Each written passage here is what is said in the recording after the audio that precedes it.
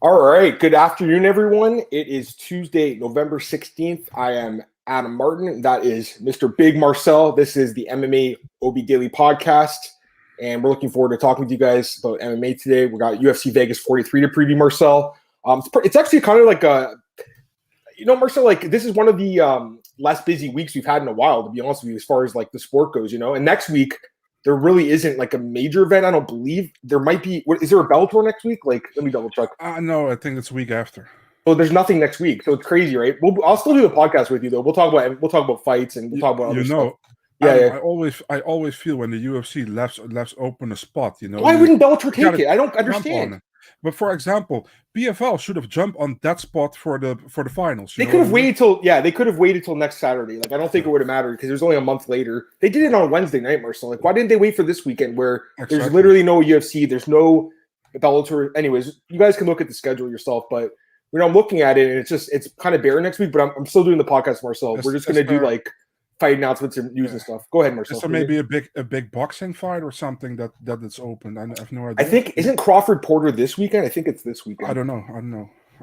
Me and you are obviously not the biggest, boxing guys, but I do know that's a big fight coming up. That's actually this Saturday. So again, what's next Saturday that there's no event? It's kind of weird. All right, doesn't matter. We got Jamie here. Jamie's in the chat. What's up, Jamie? Longtime listener of the podcast. Used to listen to the Parking Shop podcast back in the day, so definitely know you well, Jamie.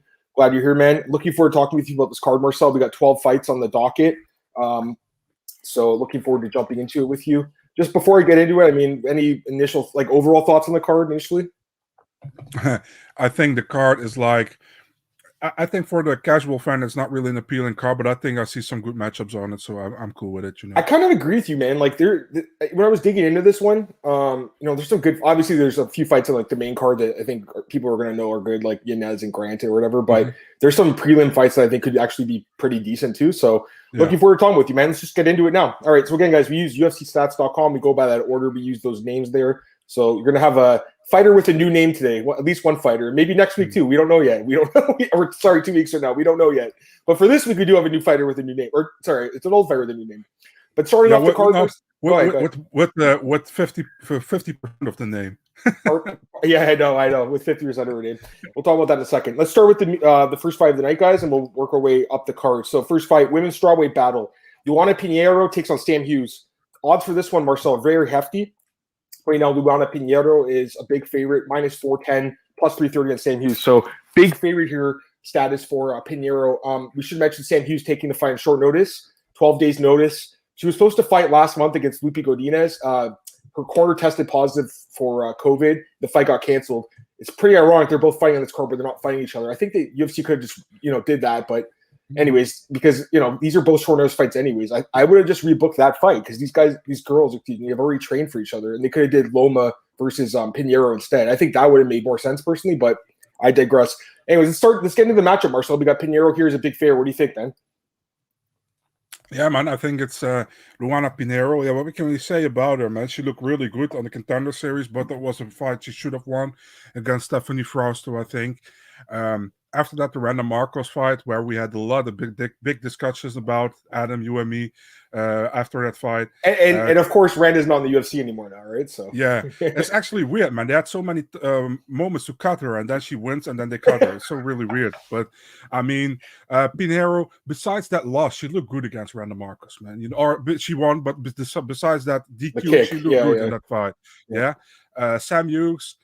2 fights so far in the UFC, lost 2 times. The doctor stoppage against Tisha Torres, and she lost it against Luma Luke Boomy. I think she looked good in the 3rd round against Luma. I think she came back in that one.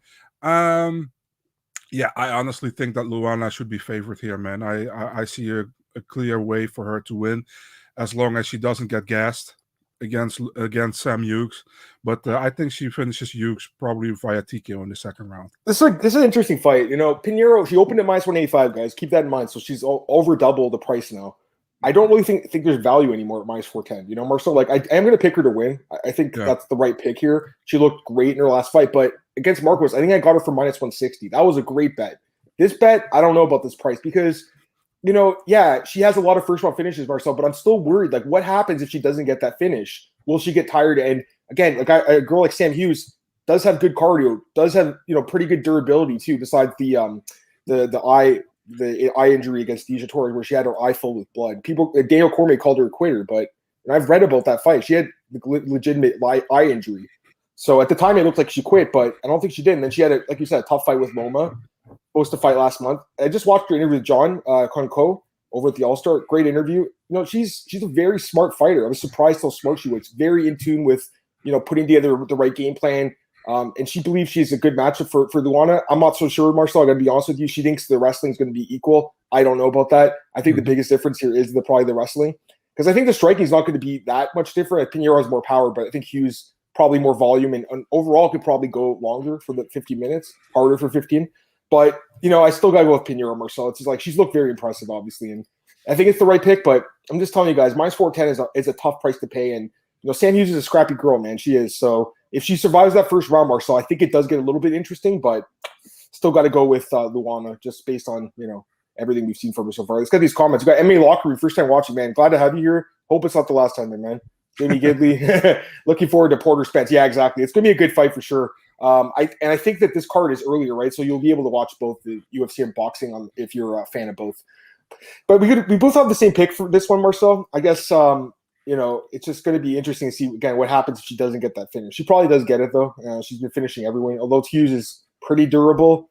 Mm-hmm. Pinero's she's probably next level. So we'll see what happens. All right, go to the next fight here. You got Sean Soriano looking for his first UFC win against Shailin Nura Dandieki. Apologies for that one, guys. Tough name. Right now, we got Soriano as a big favorite, minus 275. We'll call him Shailin. Marcel, keep it easy. Plus 235 for him. So what do you think?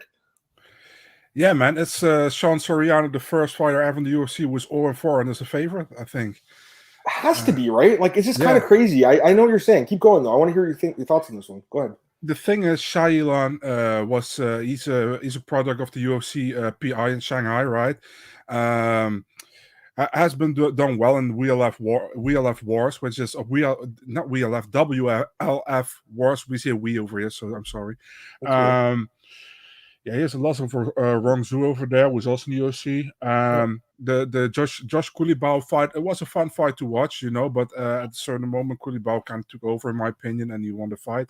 If you look at Sean Soriano, he did well in that first round against Crystal Giagos last time out. He was winning that fight, and then he got in was the Dars, right, where lost to in the second round.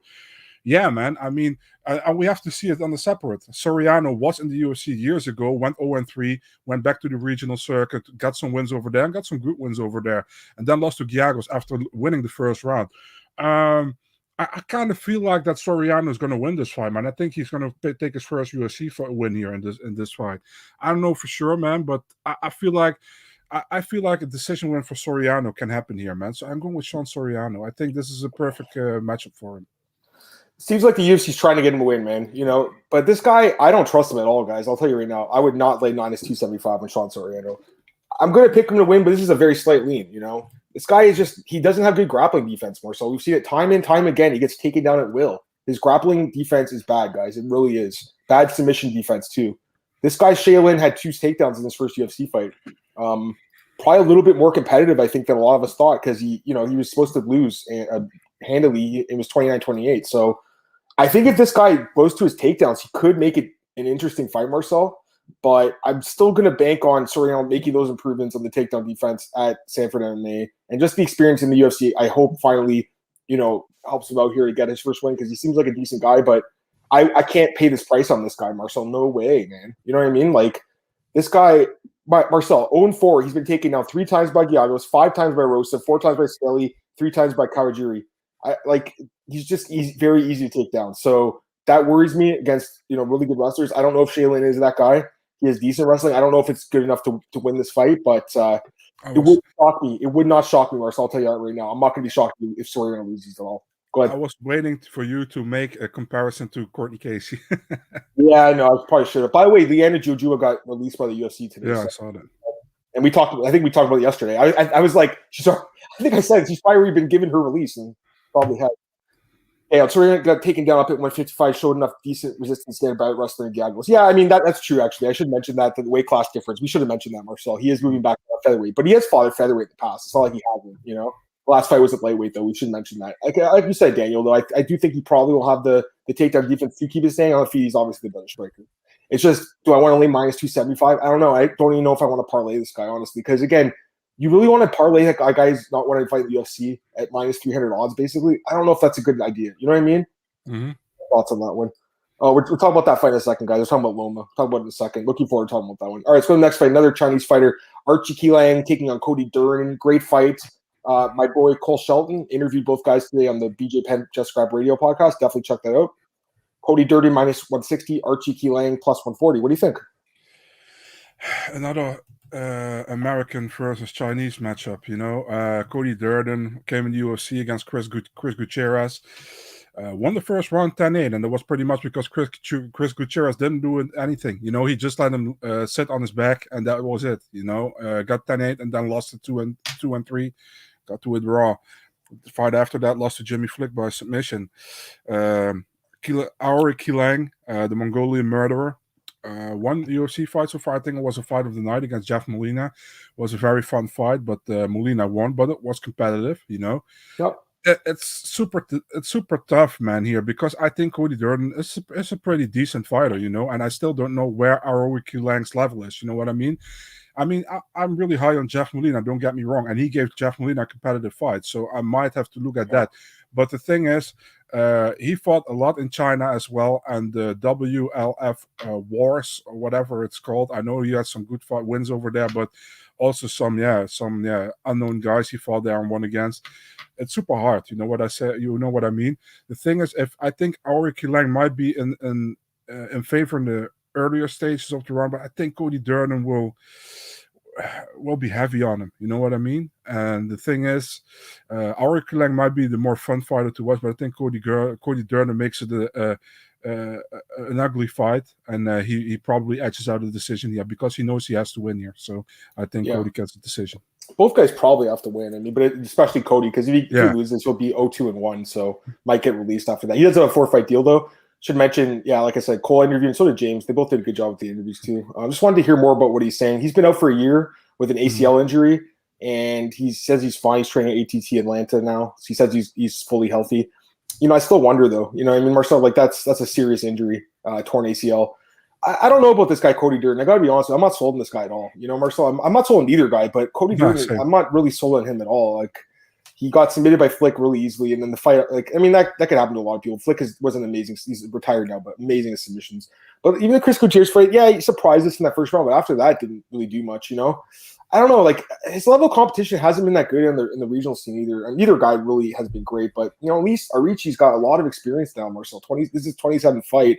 And what I liked about hearing with this guy, he's in Vegas training now. So that's a big move for him. He's been in the PI in China all these years. Now he's in Vegas. I don't like how much he got hit against Jeff Molina, obviously, but I did like how he walked forward. I like the power. And you know what, man? He also took him down a couple times, too, in that fight. I think this guy's a live dog here, man. I think he can win this fight, Marcel. I really do. I'm just not a believer in Cody Durden right now.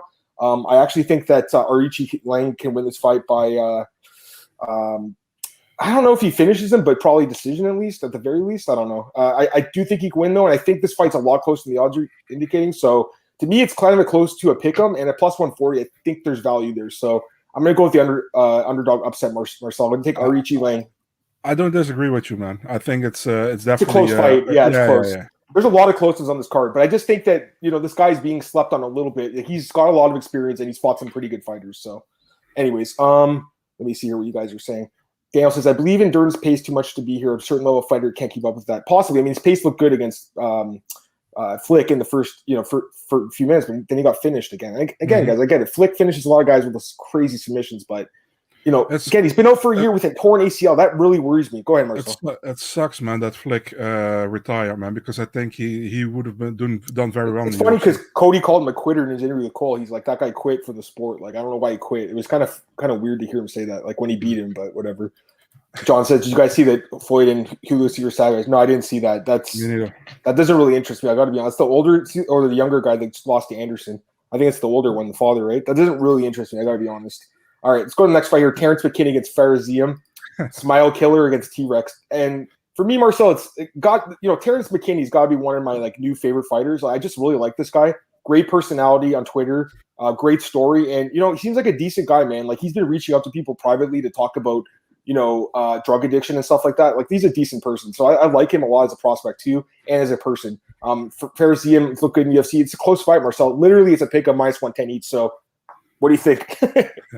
I think Darius McKinney asked me 3-4 times, "Where's my placement on the card, dude? Do you know where my placement is on the card?"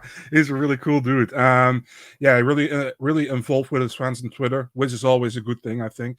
Fares Yam. The thing with Fares Yam is he is a guy who's also a little bit slept on, in my opinion. He did very well against Vendramini, but in the third round, he could have gone 10-8, I think, for Vendramini then. The thing is, also, got to be honest, man, with Fares Yam, that fight against Jamie Malarkey, I don't think he won that one, to be really honest. I don't know how you think about it, but I think he got lucky there. Done match, he lost that one. The thing is, I think Terrence McKinney has many finishes in the first round, and if this fight goes longer, I don't know if he really, if he can really keep it going. You know what I mean? You saw against Sean Woodson, for example, in the Contender Series, he did well, but he gassed later in the rounds. In the second round, he got finished.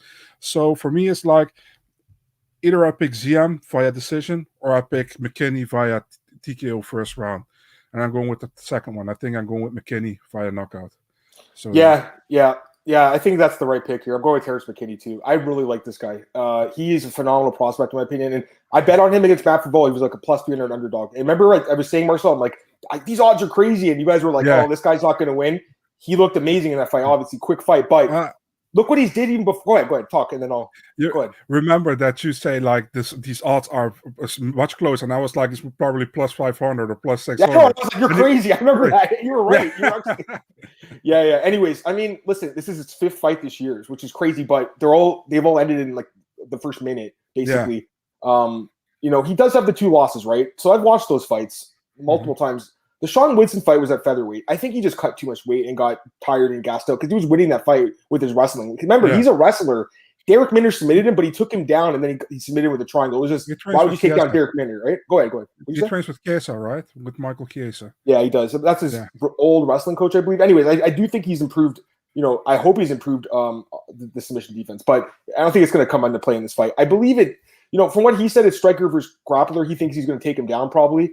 I don't know. I think he might just knock him out, to be honest with you, Marcel. Like, Ziam got dropped bad against Luigi Vendramini, I think, in the third round. And it should have been a draw, in my opinion, that fight. Yeah, it could have been a 10-8 the third I think it should have been a draw. It was a majority decision, so one judge did give it to him, 10-8. I just think they're kind of giving this guy to him as a guy they don't really believe in. He lost to Don Madge. He should have lost to Jamie Malarkey, and he should have had a draw against Luigi Vendramini. I'm just not impressed by this guy. I know he's a tall, lanky guy, and he's got some skill. Obviously, he's a good kickboxer and everything, Marcel, but I'm not a believer in Fares Yam, I'll be honest with you. And I think it's a good spot to get Terrence McKinney to pick him price. So I'm going with the guy with the better wrestling, with more knockout power. I'm going to pick him at -110, Marcel. Let's go with Terrence McKinney. Let's do it. We get these comments. I think he knocks him out, by the way. That's what I'm picking. Yeah, it's true. You're right, Glenn. I mean, it's possible, if he doesn't get finished, he could maybe edge it out. And I see Daniel saying the same thing, maybe, but I don't see it personally. I do think McKinney can win this fight by stoppage, and I do think he'll get it done. Almost all of his wins are by first round stoppage too, Marcel. And again, guys, the fight with Sean Woodson was at featherweight. You got to keep that in mind.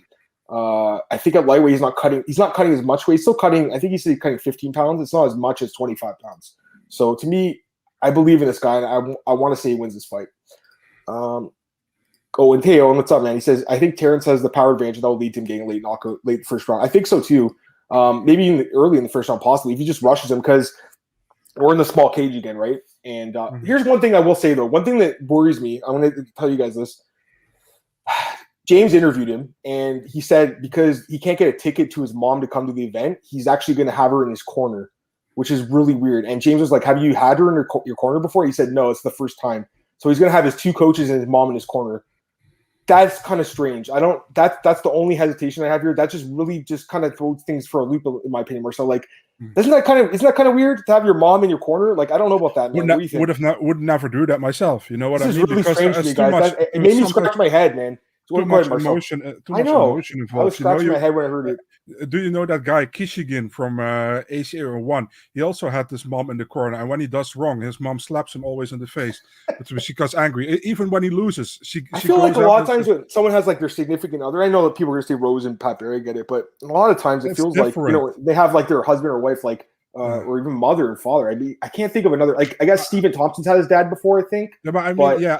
If who's had their mom in the corner before? I can't think of anyone's had their mom. I think Kelleher has his dad. Arnold Allen has his dad. But if it's also Devin Clark's another guy brings his dad too. If he's involved in the camp, that's what I'm saying. They're involved in it. She said she's just going to sit in the outside of the cage because she can't get a ticket.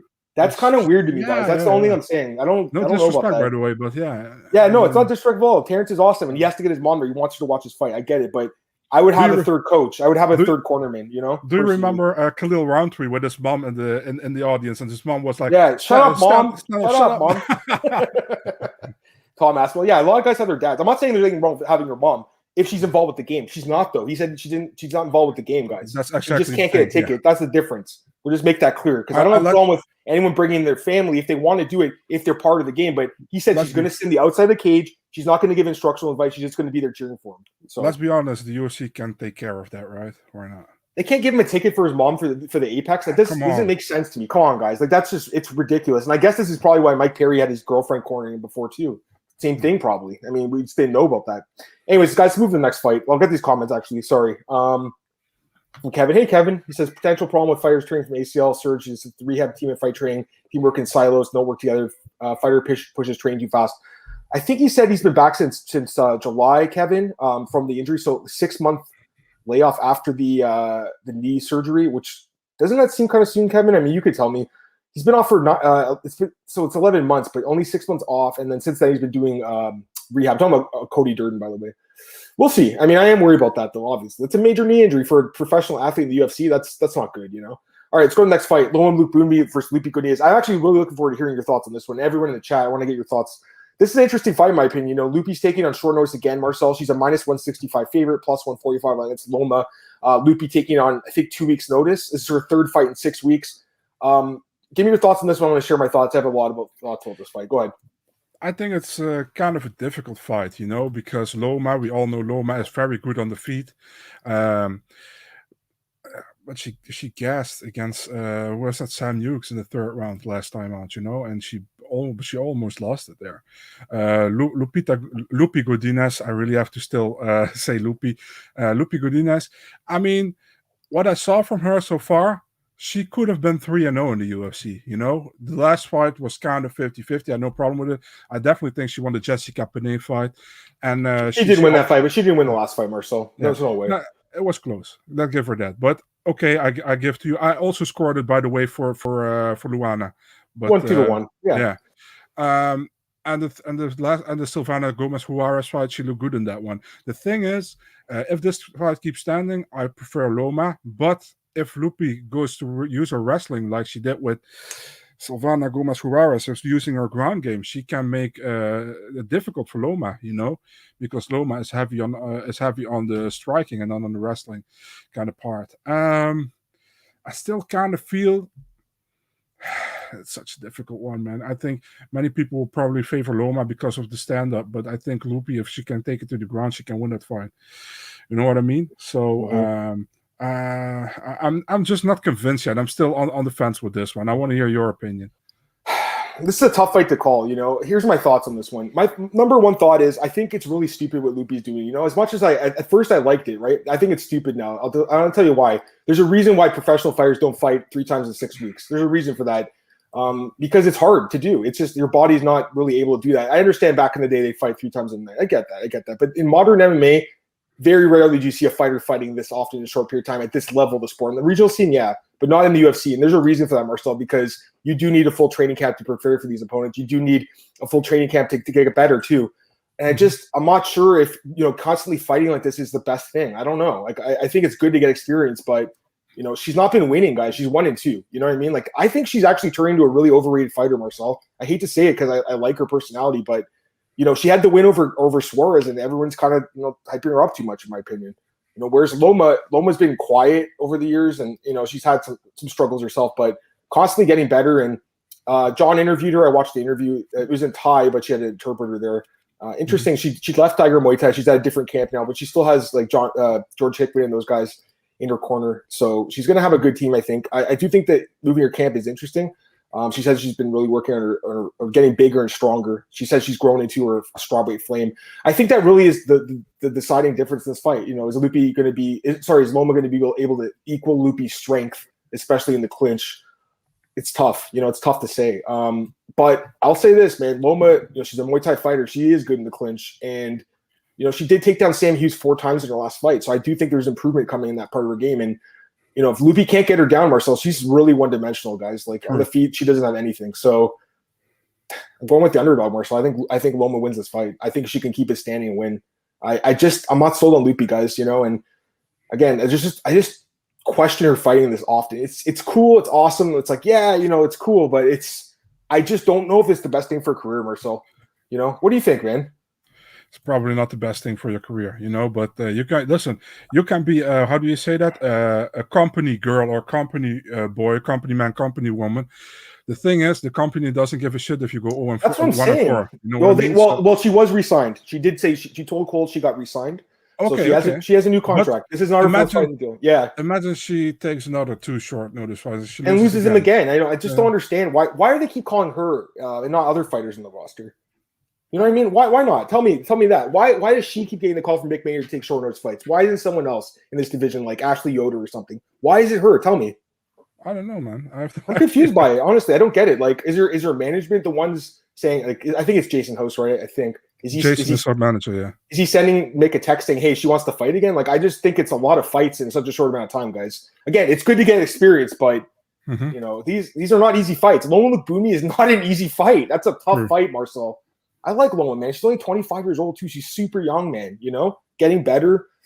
Right. If she gets taken down though, I think she'll be in trouble off her back. I'll say that right now. But you know, if she keeps it staying, she wins. So that's what it comes down to. And I'm going to go with Loma. I'll take the dog. Jamie says I got Loma in this fight, but I think it'll be a tough one. Yeah, it's going to be. I think it probably goes to decision, Marcel. I think it's going to be Loma by. You think decision? You too? Yeah, I definitely think a decision. Me too. Yeah. Maybe that's the better spot to be honest with you. What's the decision prop? Oh, over 2.5 is it's minus 285. That's not that bad, but for a women's fight, it's actually kind of cheap. But yeah, I mean, you know, I probably take the dog money in that one to be honest with you. Loma's a lot of competition experience. I just worry about the wrestling. Obviously, I mean, I think we're all worried about that, Daniel. You know, but you got like again a plus money. I think I might take a shot on it. You know, Lupita struggled with Hughes. I didn't feel Loma struggled with the wrestling concern me. Yeah, I mean, we'll see. Lupi forced to clinch a lot, super close. Loma's that's what I'm saying, Tristan. I agree. She's a Muay Thai fighter. Like one of her specialties is getting into the clinch. You know what I mean, Marcel? So she's very good against the fence. Kevin was talking about the Cody Durden, and then Glenn said more acceptable with her not cutting weight for second fight. Seems to walk around 121, knocked down. I'm okay with it. Not great for results, but impressive data. That's true. That's true. But again, how she loses, then she's 1-3 in the UFC. Like that's not good. You know what I mean, Marcel? Like that's not good. I don't know, man. This is really questionable to me. I just don't think it's a good idea. Anyways, go next fight. We got another one. This one's a really head scratcher to me, Marcel. I'm not really sure this matchup. I got to be honest with you, but Rafa Garcia coming off 2 straight losses takes on undefeated prospect Natan Levi. Really weird fight. It's a pick of minus 110 each. What do you think, Marcel? Yeah, man. I mean, Rafa Garcia obviously has more. How do you say that? Experience. You know. With fights. He is 12-2, come from the Kabata organization. We talked about him before a lot, you know, that he had some solid wins on his record, that he looked really good in Combate. He was the champion over there. Got wins over Bandanai, Ghost Pepper Gonzalez, Estevan Payan, Chase Gibson. So, I mean, dude look good in Combate. In the UFC, not so. You know, I think the fight against Gritsmacher was pretty close. You know, but he lost that one, and the other one against Nasrab was pretty clear that he lost that one. If you look at Natan Levi, or is it Levy? I have no idea how to say it. I really like the dude. You know, I always liked him. In LFA, I think he looked good, but he looked amazing on very short notice. I think 3 or 4 days notice on the Contender Series, where he defeated Shaheen Santana, also an undefeated guy, and he got signed. I'm actually very high on Levy, man. I think he's a very good fighter, although we haven't seen a lot of him yet. But I'm taking Levy here, man. I think he will stay undefeated against Garcia, which is a tough matchup. And I'm kind of surprised that it's so close the odds, because I expected to be Levy to be an underdog here, but I'm going with Levy. Yeah, it's a close fight. I mean, it's interesting. Rafa, I think it's weird that he's coming off 2 straight losses and got, thrown back on short notice basically after that fight with Gritzmacher, which was kind of a war. It was a good fight. It was a good one. I think he could have won the fight. He had a lot of control, but man, he got, beat up pretty good. And again, in both his fights, 99 significant strikes and 100 significant strikes against him. That's a lot of strikes, but this is a different matchup. This is a grappler, right? So he's not going to get probably beat up on the feet.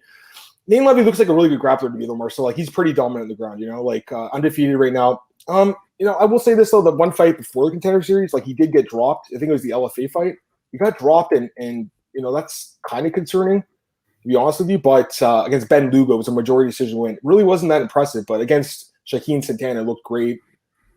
Year-long layoff, though, Marcel, and he's had a back injury, apparently, or something. I think it was a back injury or neck injury, one of the two. I can't remember exactly. Maybe both. Talked to James about it. That does kind of bother me a little bit, talking about these injuries, and that's why he pulled out of that fight with Austin Hubbard. He says he's feeling better, though. He says he said he had a good camp, so I'd like to believe him here, Marcel, but that does just keep something in the back of my mind. Marcel, it's a close fight, but I'm leaning towards Levy, the undefeated prospect, a little bit. I think Garcia's a decent fighter, though. And I do think it's a little strange, just the matchup. Guy coming off 2 straight losses and take a kind of a quick turnaround against the undefeated fighter. That's a little weird to me, Marcel. But anyways, whatever. Locker room likes Levy. Yeah. Levy made me laugh the other day. I put out that sheet with all the fights on, and I used his Contender Series picture, which was black and white, And he's like, "Can you color me in, please?" I was like, "Yeah, if you do a new photo shoot, I can color you in." That was funny. Yeah, locker room likes your pick. Yeah, I think it's right. Match raters wanted about. I know Garcia uses grappling in the last fight, but his other fight was all stand-up, right? He's got decent striking. It's not bad. It's not great, though. But that's the thing. He's getting beat up by Chris Gritzmacher, right? That's not good. So I don't think I could pick him because he lost to Chris Gritzmacher. That's really scary. Let's go next fight. Pat Sabatini against Tucker Lutz. Another close one, Marcel. Pat Sabatini. This whole card, man, a lot of close fights, but I love it. Fun matchups, man. It's way better than Bellator style, where you got minus 3,000, minus 5,000. This is better. You actually have to use your brain to think about the fight. Pat Sabatini minus 140, Tucker Lutz plus 120. What do you think? Yeah, man, it's a good matchup, man. I think Pat Sabatini was supposed to fight Gavin Tucker, and now he got another Tucker.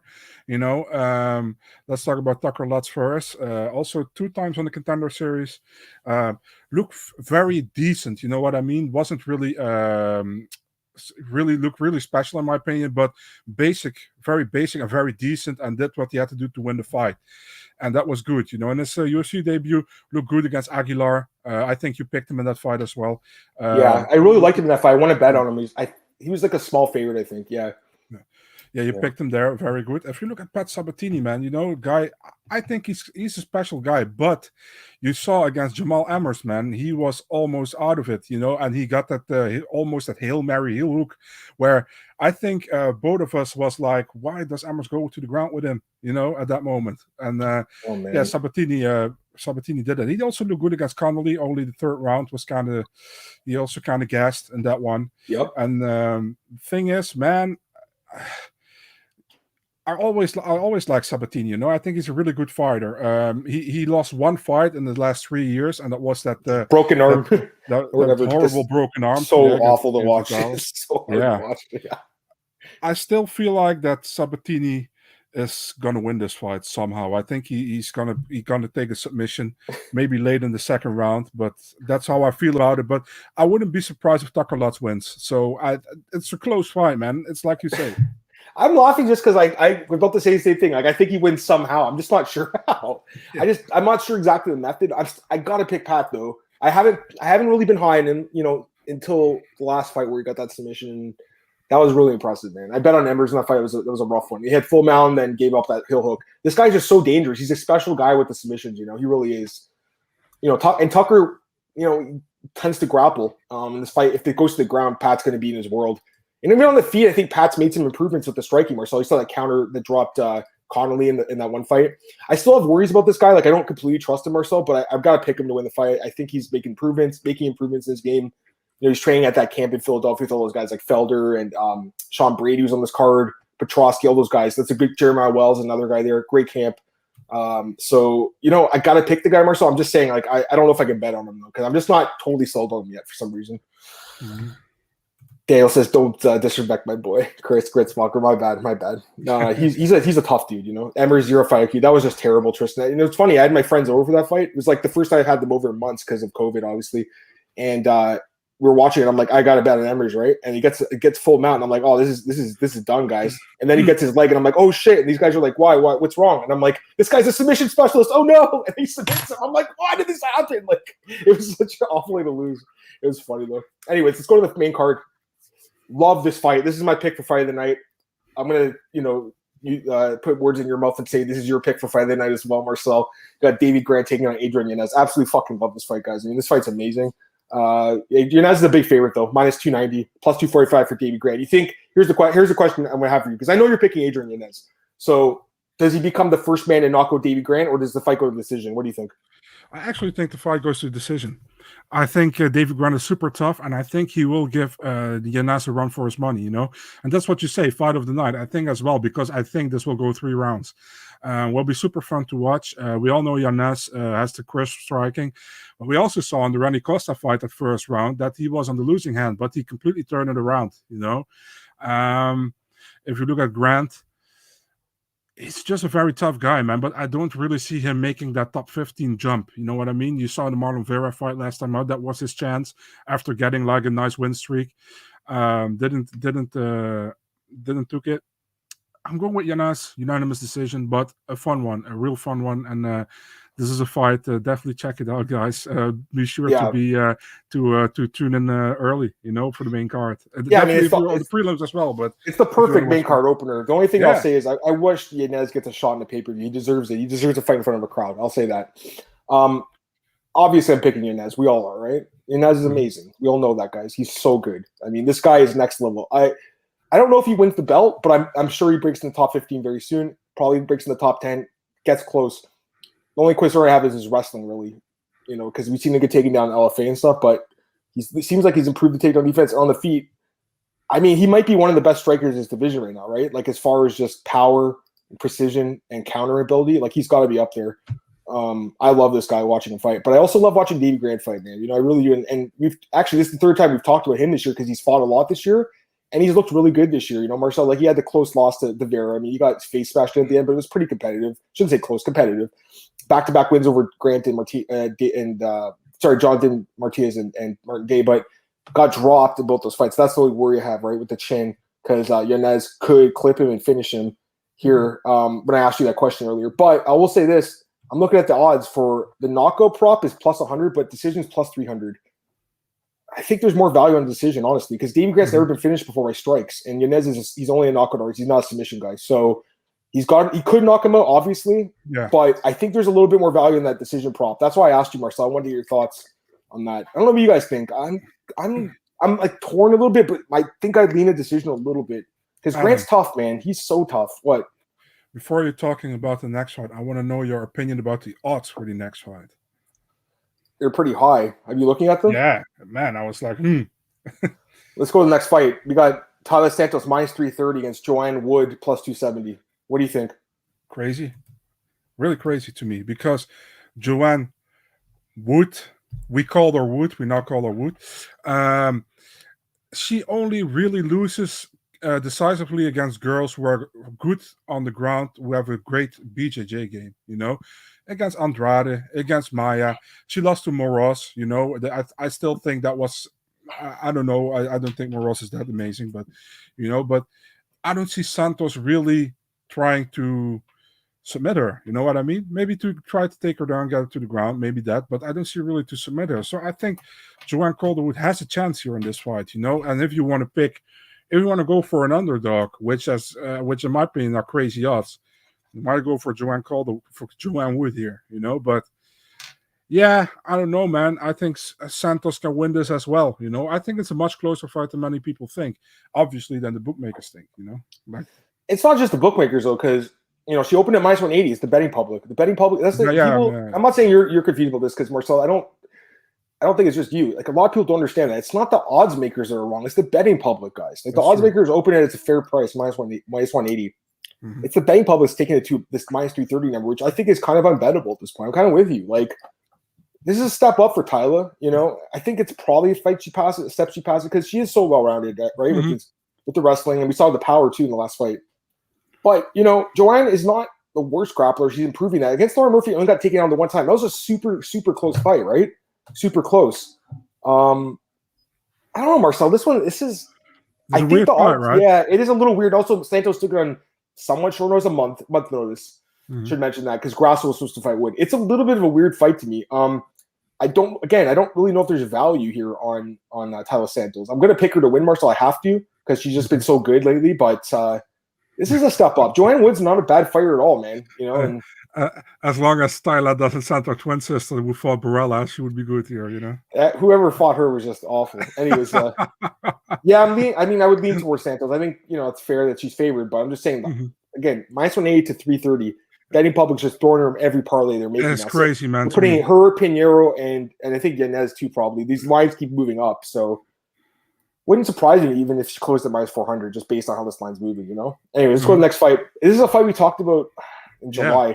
Ronnie Yaya versus Kyung Kang. Yaya got COVID, and they just rescheduled it 6 months later, which is really weird, because you thought that Kang would get another fight in between, but they just chose to rebook it. This is a close fight, too. According to the odds, it's minus 110 each, so a pick-up fight. What do you think, Marcel? If you told me before this that Ronnie Yaya is 36 and Kang is 34, I would be shocked, but that's true. How about this one? I'll give you another crazy stat. How many submission in the night bonuses or performance in the night bonuses has Ronnie Yaya won in the UFC? Probably zero. And he has 7 submission wins in the UFC. That's kind of crazy to me, isn't it? Yeah. Guy's one of the best submission guys ever. Never won a bonus for it. That's really crazy. He's super underrated, man. And I always feel like people don't really like him for some reason, which is weird to me. He's a super humble guy, I think. Let me check his record here. 1, 2, 3, 4, 5, 6, 7, 8, 9, 10, 11, 12, 5, 1 and 1 in the UFC. That's pretty good, you know? Yeah. So, solid. He's pretty much the kind of the guy you don't want to fight, you know. He's the gatekeeper of the division. Yeah. He's the gatekeeper. Yep. He pretty is, you know. Pretty much is. And if you look at Kyung Kang has actually looked good in the UFC so far, you know. He's only has 2 losses. One is by split decision against Ricardo Ramos, and the other was very early in his career in the UFC. The only thing with Kyung Kang is he doesn't fight often, you know. His last 2 fights were split decisions. I still think the Pyongyun Liu was a clear unanimous decision, in my opinion. The Davis fight, I also think he won that one, but that was more closer than the Ping Yun Liu. I never had so much trouble saying a name. The thing is, man, like I said last time, man, I think you were on Kang, I was on Yaya. I think Kang is a good fighter, but I think Yaya can get him into deep waters, you know, and I think purely on jiu-jitsu, Yaya is better on the ground, but the thing is, Yaya also doesn't mind to be that on his back, you know what I mean? And that can sway the judges. I'm still going with Yaya, although I think Kang can win this one as well.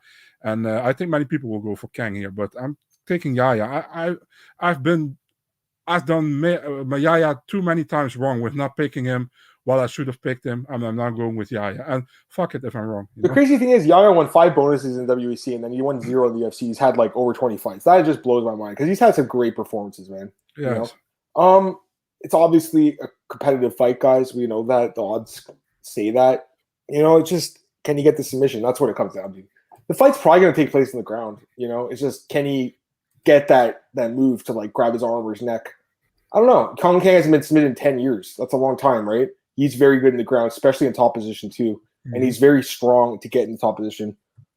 He's also a bigger guy here too. I think it's a close fight, Marcel, but I'm going to lean towards Kang. Younger guy, bigger guy. I think stronger guy. I think, you know, he'll be able to survive, kind of like Ricky Simone and Barzola did, just survive it, and Joe Soto, those kind of guys, those fights. Should be competitive, but I do think Kang will win a decision. Maybe a split decision. I think it's going to be competitive as hell. MMA Locker Room likes Mr. Perfect. Yeah, it's not a bad price. Stack says McKinney knockout. That's what we picked. You picked McKinney by knockout, I think, right? We both did. So yeah, first round. Pretty confident. Santos will finish JoJo. Oh man, I don't know about that. JoJo, well, maybe she might submit her. She could submit her, but I think striking, I don't know if she knocks her out. I'll say that. All right, 2 fights left. Co-main event: Michael Chiesa versus Sean Brady. Sean Brady minus 150, Chiesa plus 130. What do you think about this fight? Yeah, that's another fun one, man. You know, it's kind of like the established guy against the up and comer, right? If you look at Michael Chiesa, we all know where his strength is on the ground. I picked him to win against Vicente Luque, and Vicente Luque toss choked him while he was in a negative position. Luque he pretty much turned it around and he won the fight. You know, Chiesa is super tough on the ground, you know, but if you look at Brady's also very good there, you know, and I'm very high on Sean Brady.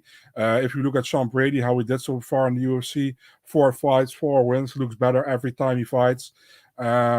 Super tough guy. I've been a fan of Sean Brady since he was in the regional scene at CFFC. I can remember him there. And Chiesa, the thing is, these guys are, in my opinion, Chiesa is more experienced, but Chiesa, man, I mean, I don't know, man.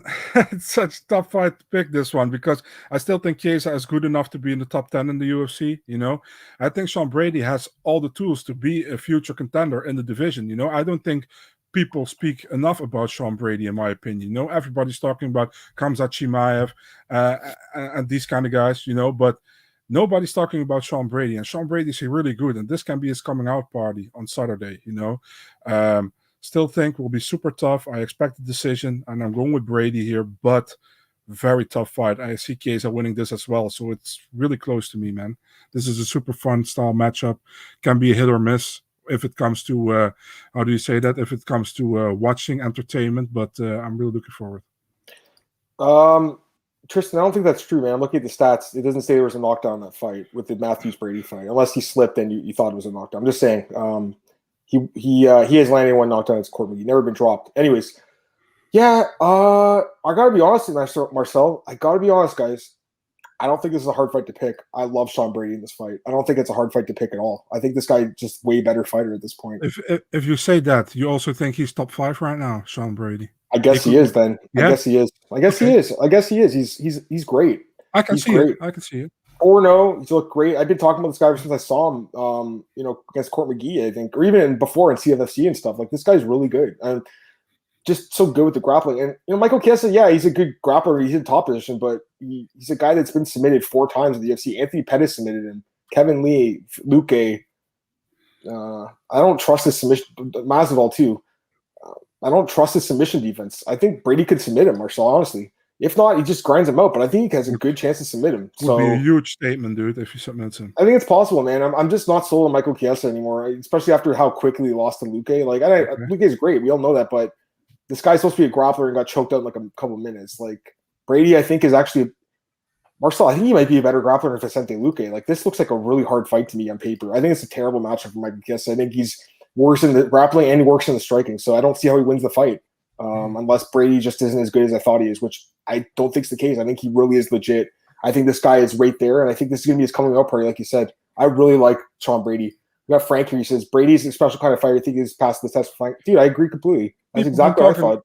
People don't talk enough about Sean Brady. I'm surprised the odds are so low. I honestly thought it'd be higher. So okay, I like this. Minus 150 range is nice, I think. Brady sounded super confident in the Lynch interview. Brady has many subs, real 70. Yeah, I agree completely.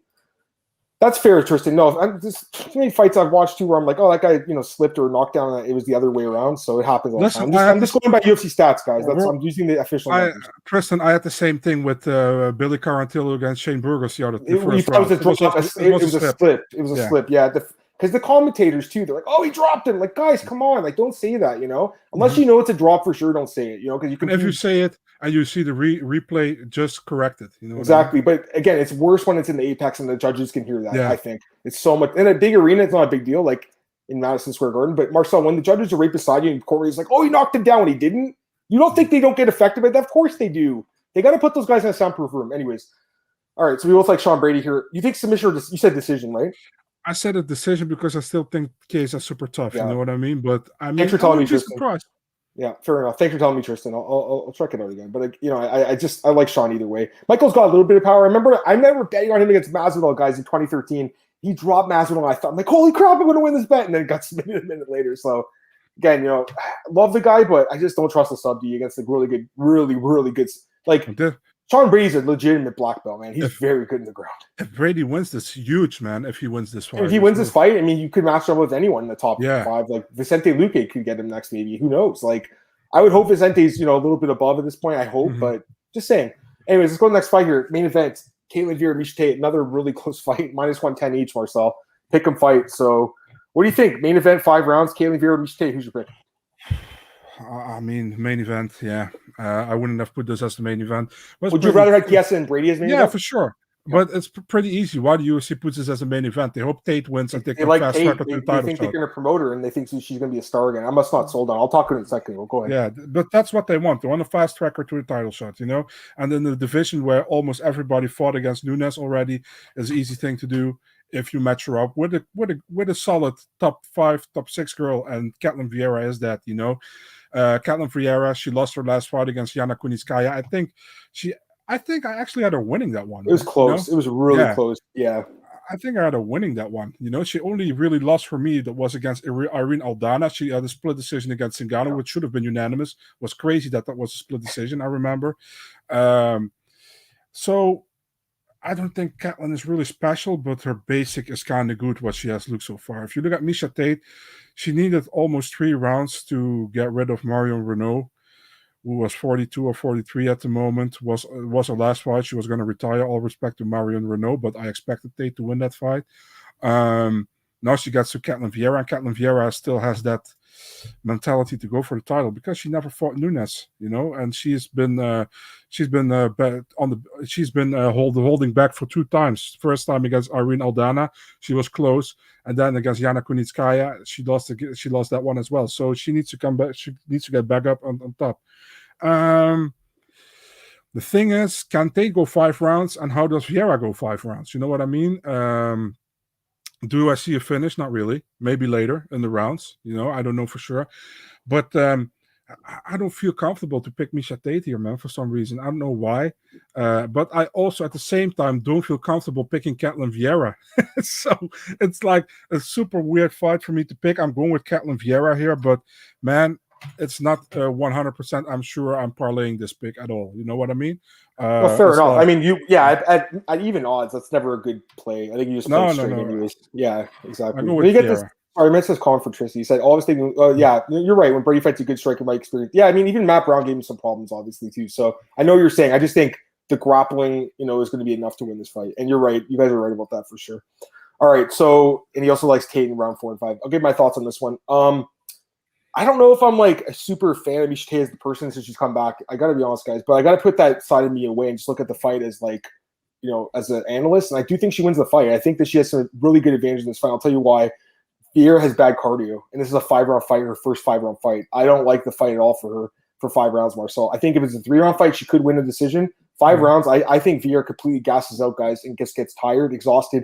I don't believe she's actually capable of going the full 5 rounds. I think Tate can, obviously. And Miesha Tate's had multiple, 4 and 5 round finishes before. I think she finishes her late in the fight. That's what I think happens here, Marcel. I think she's going to survive the first few rounds and then get the finish late. So I'm looking at the under, guys. Under 4.5 is plus money. I'm looking at that. I'm looking at Tate at plus money, too. I mean, I think she wins the fight, Marcel. I'm not sold on Ketlen Vieira whatsoever against another grappler. I think it's kind of a tough fight for her. I'm not sold on Miesha Tate as a contender, but I think this is a winnable fight. I think the UFC's giving her someone she can beat. And I think she probably wins this fight. Either, just, takes her down and submits her or ground and pounds her like she did with Renault. But I do think a late finish is coming on here. But I want to talk about this because here's the thing, Tristan. I hated what she said yesterday on Ariel's show talking about Aspen Ladd and Jim West. She had no business talking about the relationship and suggesting that Jim is an abusive husband because he yelled at her in the corner or a boyfriend or whatever. That's complete garbage. And she had no business saying that. Mind your own business, Miesha, honestly. Mind your own business. People need to mind their own business in the sport, man. Honestly, go ahead. Yeah, did she for real said that? I haven't even said. She did say that. Yeah, go to Jedi Goodman's thing, and he has the whole clip. She just said I saw the way he talked to her, and I wonder what's going on at home and behind them and stuff. It's go away, Yeah, she's just upset because as her coach from Ladd said that Miesha turned down the Aspen Ladd fight. That's fair enough, but why is she still talking about her? Yeah, man, what the hell? Exactly. It's so weird, man. I don't know, guys. I find her personality just absolutely obnoxious, personally. But as a fighter, she's really good, obviously. So I do think she wins the fight. You can get Tate by decision, K or Vieira decision at plus 200. I actually think it's going to be a stoppage here. Kevin, I think there's going to be a stoppage. I think a late finish. Tate by TKO is plus 850. I do think there's a chance that can happen. Tate by submissions plus 850. I think both those are live. I really do. I'd like Tristan's plays in the 4th and 5th round are plus 3,200, plus 3,600. I don't play like round props, guys, but those have a chance, I think, because I that's what I'm thinking happens here. Go ahead, Marcel. Adam, do we both agree that shouldn't be in the main event? We both agree that Sean Brady and Chiesa would have been a more exciting main event. I would have rather seen it for 5 rounds because I actually want to see Brady go the full 5. I don't care about seeing Tate or Vieira going 5 rounds. I really don't. But, again, Miesha Tate's the biggest name in this card. Like, that's just a fact. So I get why she's the main event, but I just don't like it. Also, by the way, was Tai Tuivasa and Augusto Sakai supposed to be on this card with no fans on the prelims? How stupid was that? Why did they ever do that? So silly.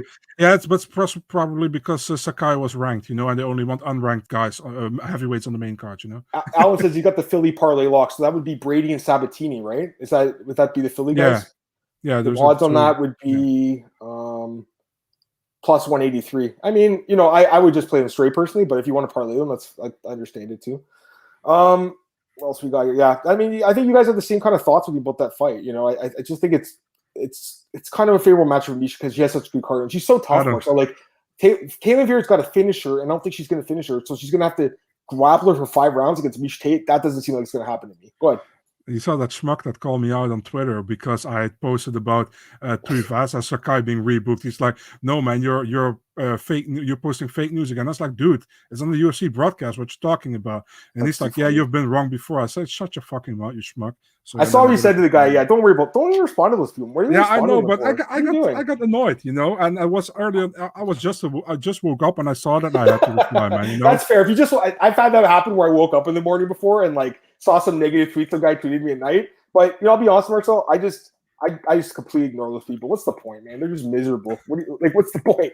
These people are so jealous of you, Marcel. They're just completely jealous. They're just jealous that they don't have your life and they don't have the contacts you have to break fights. Anyways, guys, I think that's going to be it for the preview and predictions. Well, we got a few more minutes left. We'll get some comments. Yeah.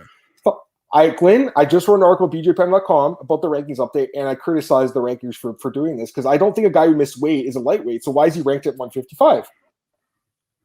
What do you think? Kind of agree with you, yeah, but the thing is, probably if you took Moises out, then they would have put, I think, Ismagulov is right behind that. And Ismagulov also didn't make weight in his last fight and even got the fight canceled because he didn't make weight. So I don't know, man, and Ismagulov has a win over Alvarez, which is a fun detail as well. I don't know. I don't really put too many stock into the rankings. I always post them because somehow they are important, but they shouldn't have been that important in my opinion. Or at least if they should be important, but they should have done the correct way. That's what I should say. They should be important, but they should have done in the correct way, and they don't do it in the correct way. So, and it's really weird sometimes, Yeah, no, I agree with that. Other comments here. Yeah, he's a cheater. He's a cheater. I mean, I like the guy. We both picked him last week. We're both singing his praises. But again, the guy doesn't make weight. He's cheating. I mean, straight up. When you don't make weight for 2 straight fights, you're a cheater. I mean, you're a bully for the weight class. Like, this is what Aspen Ladd was doing at 135. John Lineker used to do this at 125, Marcel. Like, these fighters are not in the right weight class. That's why they're dominant with that part of their aspect. Oliveira at 145. Who? Oliveira at 145. Charles Oliveira, yeah, another guy who, was dominant. Or no, I wouldn't say dominant, actually. He wasn't dominant. He had bad durability issues. I think he made the right call to move up. Donald Cerrone is another guy that kind of moved up and started being more durable later. Whitaker. Robert Whitaker, great pick. Gilbert Burns. There's lots of guys, lots of examples. Let me just see what other news we got here, guys. Let me double check here. Want to check some new fights or something? Maybe, I don't know. No, I think I'm gonna get out of here, man. Because I'm gonna get out of here. But there's one last thing I want to talk about. This crazy story about this guy. This MMA fighter from Russia. You see this guy? The last thing I want to talk about, guys. This is crazy. The one that killed the guy. Doctor. Killed the doctor over vaccination. So here's the guy, Kamal Koziev. He's a Guam fighter. So obviously never heard of this guy. He's 3-1 in MMA. He's not like, a household name, but yeah, he killed a doctor in Guam. So he trains at JJ Ambrose's gym. Both of them do. So JJ Ambrose, you know him, Superman. He used to fight in Bellator. For sure, yeah. He's in Cage Warriors now. He was giving a comment. He just said they both trained together and they're both really good friends. And then something happened a few months ago where this guy was kicked out of the gym for attacking another teammate.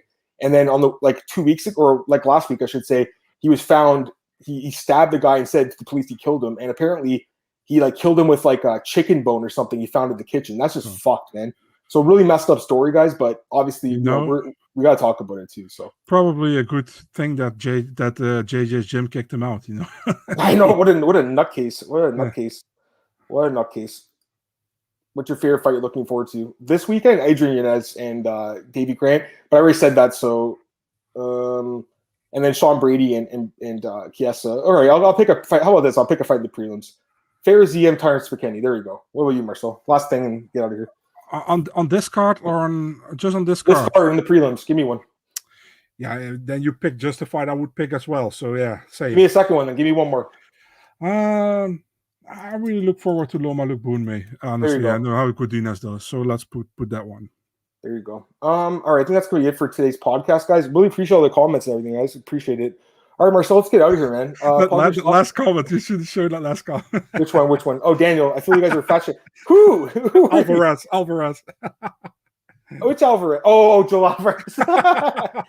Listen, me and Marcel are not the guys who are going to say something about someone else's weight. Sure not. These are professional fighters, though. They got to make weight. We don't have to. You know what I mean? If I see a scale, I run away, man.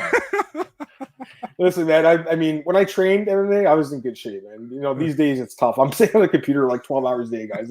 It's not easy to be in shape like I used to. Anyways, Marcel, let's get out of here, man. Plug your stuff. Let's go. And Interesting, thanks for joining us, man. Appreciate it. Go ahead.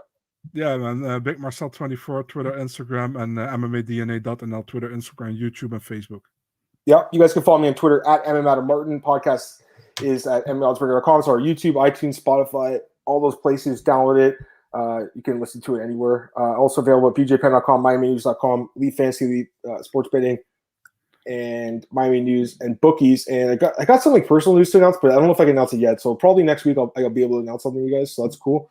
I don't think it's going to affect this, but we'll talk about that soon. Anyways, I'll talk to you guys later. Have a great weekend, guys. And I'll see you next Monday at 4 p.m. Eastern probably to recap the card. Peace out, guys. And thanks, Kevin. Appreciate it, man. Peace, guys.